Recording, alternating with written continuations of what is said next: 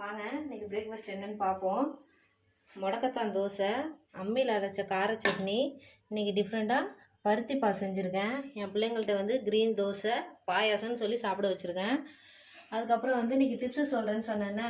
இன்றைக்கி என்ன டிப்ஸ் அப்படின்னா, எண்ணெய் பாட்டில்லாம் நம்ம வச்சுருப்போம்ல, அது வந்து சோப்பு போட்டு சுடு தண்ணி ஊற்றி தான் செய்வோம். அதெல்லாம் செய்ய வேண்டாம்.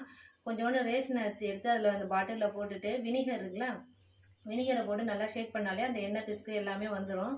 அது சின்ன டிப்ஸ் தான், எல்லாருக்கும் தெரிஞ்சிருக்கும், தெரியாதவங்களுக்கும் சொல்கிறேன். நேற்று சொல்லியிருந்தேனே, போன வீடியோவில் சொல்லியிருந்தேன்ல, ஆயில் புல்லிங் பண்ணோம், அதில் என்னென்ன நல்லதுன்னு சொல்லியிருந்தேனே. அதுக்கெல்லாம் முன்னாடி பிள்ளைங்களை எழுப்புறது தான் ரொம்ப பெரிய விஷயம். 7 மணிக்கு ஏந்திரிக்கல அப்படின்னா நான் வந்து ஃபேன் ஆஃப் பண்ணிவிடுவேன். அப்பயும் என் பையன் என்ன செய்வான், ஃபேனை ஆன் பண்ணிவிட்டு தூங்கிட்டு இருப்பான். நம்ம தான் மம்மி ஆச்சு, நம்ம என்ன செய்வோம், போய் மெயினே ஆஃப் பண்ணிவிடுவோம். பார்த்துட்டு இருக்கான், மெயினே ஆஃப் பண்ணிவிடுவோம்.